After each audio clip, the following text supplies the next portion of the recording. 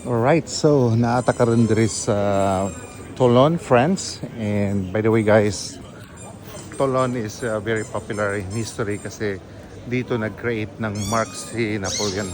His first battle as a major in the French army. And then ultimately become a mark in history guys.